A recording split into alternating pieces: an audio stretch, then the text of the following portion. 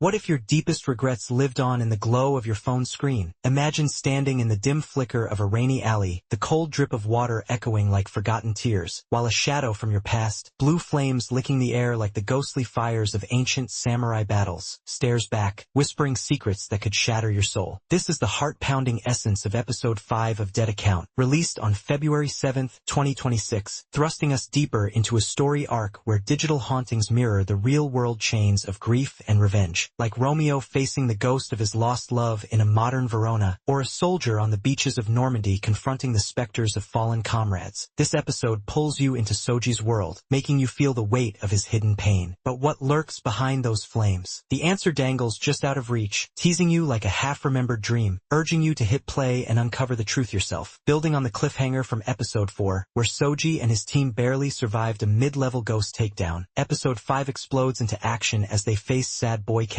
the malevolent spirit who murdered Soji's sister Akari. Picture yourself there, heart racing like in that iconic scene from Jaws where the shark surfaces unexpectedly. As blue flames clash in a brutal showdown, Soji unleashes his inner fire, but the ghost's power overwhelms, forcing Sensei Izaki to intervene with old-school exorcism might. Think Gandalf blocking the Balrog in Lord of the Rings, shouting "You shall not pass." Back at the academy, the group regroups under the principal's grim warning. Followers of Sad Boy K's cursed account drop dead fast, echoing historical witch hunts where paranoia spread like wildfire. The episode wraps with a goofy Gyru nurse bit, lightening the mood before a setup for bigger threats. It's all on Crunchyroll, but beware, these details only scratch the surface, leaving you hungry for why these digital curses feel so eerily personal, like scrolling through old photos that suddenly come alive. With the plot progression, this episode ramps up the main narrative like a snowball rolling downhill, turning Soji's personal vendetta into a school-wide crisis. The key revelation? Sad Boy K isn't just a killer, he's a viral plague, tying into the manga's exploration of the dead internet theory, where online spaces feel haunted by bots and echoes, much like the empty forums of early 2000s web ghosts. From the manga, chapters 10 to 12, as per fan breakdowns on Reddit, we learn Sad Boy K draws power from followers' despair, clarifying the anime's cloudy phone logic. Powers stem from how characters use devices, like Urasugawa's stalker habits birthing a clingy ability that wraps enemies like vines. Pacing is brisk, balancing fight thrills with strategy talks, ending on a cliffhanger that hints at a larger conspiracy. Why do these ghosts target the vulnerable? Twists like Soji's flame vulnerability surprise, but the dramatic balance holds, avoiding overload. Previous episodes built Soji's troll facade. Here, it cracks, showing his raw fury. Twitter buzz, at Anime and Reddit r/anime, compares Izaki's save to Gojo's in Jujutsu Kaisen, praising the hype while noting the quick resolution prevents drag. Really, it's about how tech amplifies human flaws. Follow at your peril. Soji's journey in this episode feels like watching a bright flame slowly reveal the cracks inside the torch that carries it. At the beginning of the story he looked like a cocky streamer, loud, provocative, almost careless, the kind of personality you see online every day. But episode 6 continues peeling away that surface. Beneath it stands a wounded warrior, a boy whose actions are quietly driven by the lingering memory of his sister Akari. That memory follows him like a ghost walking just behind his shadow. His choices remain consistent with the pain he carries, yet sometimes they erupt in surprising ways when anger takes control. In those moments he resembles the tragic heroes of ancient myths, like Achilles, powerful and fearless yet still vulnerable because of one hidden wound. Urasugawa, meanwhile, reveals another layer of emotional fragility. Her attachment to Soji, almost parasocial in nature, exposes a deep loneliness that feels painfully human. Instead of remaining stuck in that isolation, she begins to grow through teamwork, learning that connection must be built, not clung to. Then there is Izaki, whose fighting style feels almost anachronistic, like a samurai suddenly dropped into the age of smartphones. His reliance on ancient rituals against digital spirits hints at a deeper history, suggesting that he carries scars from past battles and perhaps the burden of guiding others. When these characters speak to each other, their conversations often feel intimate, almost like whispered confessions in a quiet chapel. Through those fragile exchanges, growth emerges slowly, like a flower pushing through cracked concrete in the middle of chaos. Beyond the supernatural action, Episode 6 quietly raises unsettling questions about the world we live in. Power here is not just magical ability, it is also the influence of the digital world itself. Social media becomes a double-edged sword, offering connection while demanding sacrifice, especially the sacrifice of privacy and identity. It recalls the oppressive atmosphere of surveillance in George Orwell's 1984, where every action leaves a trace and every trace can be weaponized. In Soji's case, revenge begins to blur with justice. When he hunts the spirits born from the internet's darkest emotions, we cannot help asking ourselves, is he protecting the living or slowly falling into despair? That moral tension makes the story breathe. At the same time, the theme of survival versus hope appears again and again. Characters must choose not only how to fight but why to fight. Azaki's decision to show restraint rather than overwhelming force reflects a philosophy that strength without compassion leads only to ruin. Watching these choices unfold makes you reflect on your own digital life, the posts you leave behind, the arguments you engage in, the invisible traces of emotion that might one day linger like shadows in the system. The episode also expands the lore of the series in fascinating ways. In this universe, ghosts do not simply haunt abandoned houses or ancient temples, they inhabit the internet itself. Every message, every post, every unresolved emotion can become an echo that refuses to disappear. The manga describes these phenomena as e-curses, spiritual distortions born from regret, resentment, and unfinished feelings left behind in the digital world. It is a concept both imaginative and disturbingly believable. The idea that a simple online interaction could spread a curse through the network feels eerily similar to how rumors or panic once traveled through medieval cities during outbreaks of plague, quiet whispers carrying invisible danger from one person to the next. This expansion of rules makes the universe richer but also more unsettling. Suddenly, the internet no longer feels like a harmless tool. It becomes a living environment where emotions mutate into something far more dangerous. The writing in this episode strikes a compelling balance between straightforward storytelling and moments of emotional weight. Certain lines carry the gravity of prophecy, especially the principal's speech, which echoes like a call to action, reminiscent of historical speeches that once stirred entire movements. At times, the dialogue leans into familiar shonen territory, touching on phrases that may feel slightly cliché. Yet even those moments land with surprising force, because the atmosphere surrounding them is heavy with tension and mystery. Listening to the characters speak feels like standing in a quiet hallway where every word echoes longer than expected. The experience recalls that chilling moment in The Sixth Sense when the child softly says, "I see dead people," a simple sentence, yet one that sends a cold ripple through the room. Episode 6 creates that same sensation. As you listen, you begin to wonder, if a ghost can be born from a forgotten account, what traces of your own life might still be lingering somewhere online, waiting to awaken? Animation from Synergy SP, under art director Saika Fuji and Saho Yamane's style shines in fluid flames, uses symbolic blues for sorrow, shadows swallowing light like despair's grip, stillness in talks builds tension, movement explodes in fights. Not flawless, but it shapes emotion, making beauty mean vulnerability, crediting animators for visceral impacts. Direction under Kiya Saito, with series composition handled by Mitsutaka Hirota, and music composed by Keiji Inai. Mirrors Hitchcock's suspense in Psycho, with angles tightening on faces during revelations, editing rhythm pulsing like a heartbeat. The OST haunts like a requiem for a dream score, motifs crescendoing in battles, silence screaming in aftermath. Unforgettable, voice acting elevates with Nobuhiko Okamoto, Soji, delivering tremors of rage, embodying a broken soul. Takuya Satu, Azaki, adds gravelly intensity, like a weary night. Fairuz AI, Urasugawa, infuses clingy desperation with heartbreaking timbre. This episode gut-punched me with its raw grief, like losing a loved one in history's tragedies. The Titanic sinking, survivors haunted forever. Moments like Soji's flame clash scarred, sparking wonder at human resilience. The climax? A destiny-shattering pivot, shifting alliances like WWII's turning points. It asks, in a world of digital ghosts, what sacrifices define us? You feel the ash in your throat, the cry fading. Did it stir your own buried pains? Pacing dips and talks, but reframed as deliberate build-up, like Shakespeare's soliloquies deepening intrigue. Animation's stiffness? A stylistic choice echoing manga's raw panels, prioritizing story over polish. Complexity borders opacity, yet it mirrors life's ambiguities. Fans on Reddit gripe about humor's corniness, but it balances despair, preventing overload. Overall, measured critique. Strong narrative outweighs visual hiccups. Episode 5 excels in blending heart-racing action with soul-searching depth, succeeding as a seductive bridge in the arc, strengths in themes and characters, weaknesses in execution reframed as bold risks. But what if Sad Boy K's flames hide a truth that could rewrite your reality? Like Eve reaching for the apple, watching watching isn't choice. It's the inevitable pull toward understanding your own digital demons. Dive in. The screen awaits your touch.